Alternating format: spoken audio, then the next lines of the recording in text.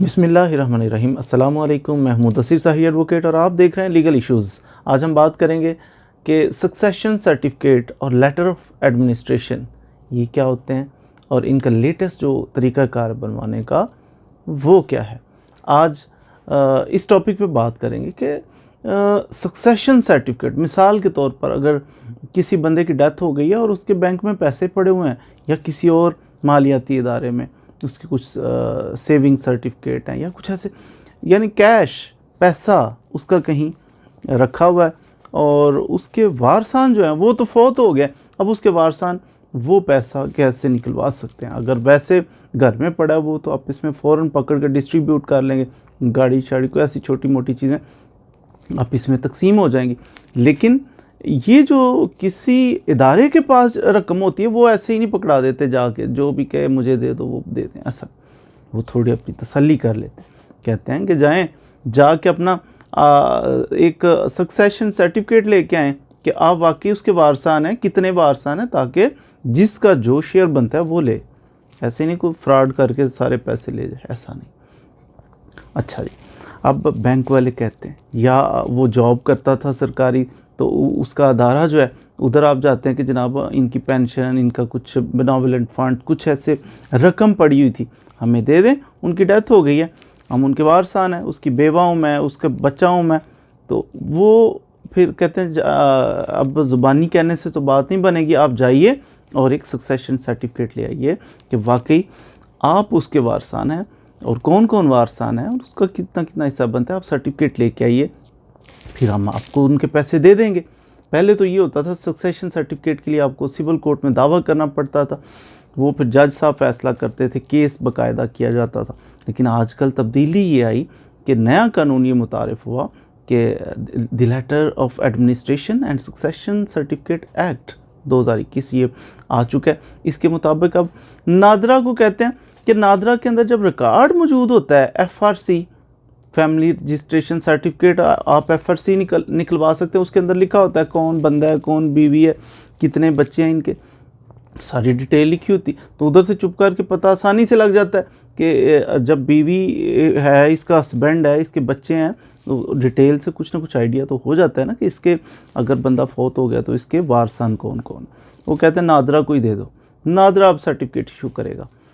तो अब केस करने की ज़रूरत नहीं है अदालत में, नादरा के पास चले जाएं आप जनाब, नादरा के ऑफिस में पहुंच जाए, जाके उधर एक बंदा भी एप्लीकेशन दे दे, वारसान फ़र्ज के उसकी बच्चियां, बच्चे, बेवा जितने भी हैं, तो उनके बिहाफ पे एक बंदा एप्लीकेशन दे दे, बाकी उसे अथॉरिटी लेटर दे देंगे हमारे बिहाफ पे आप एप्लीकेशन दें।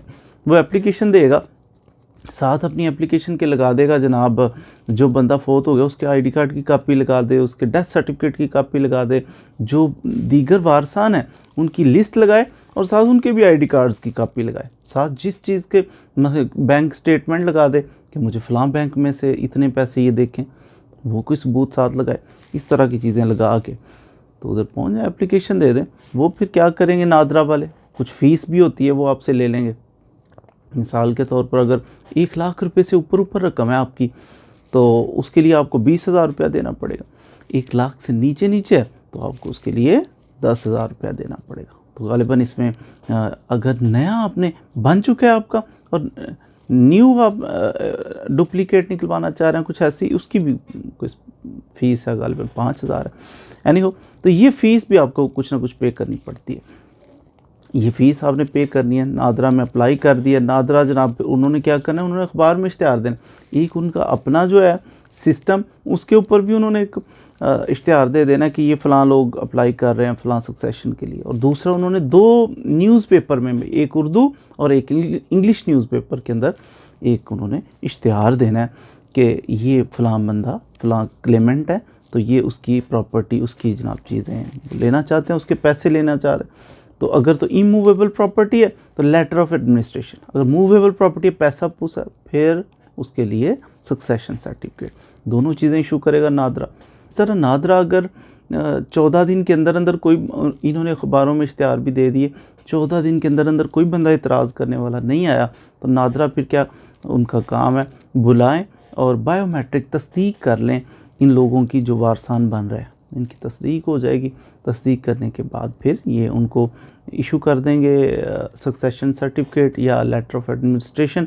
उसके मुताबिक ये जाके फिर प्रॉपर्टी हो, ये कैश हो, ये जो वारसान है इनका जो जो शेयर बनता है ये जाके उधर से फिर स्पेसिफाई हो जाएगा। उसके बाद ये जाके वहाँ से उतना अपना शेयर ले सकते हैं।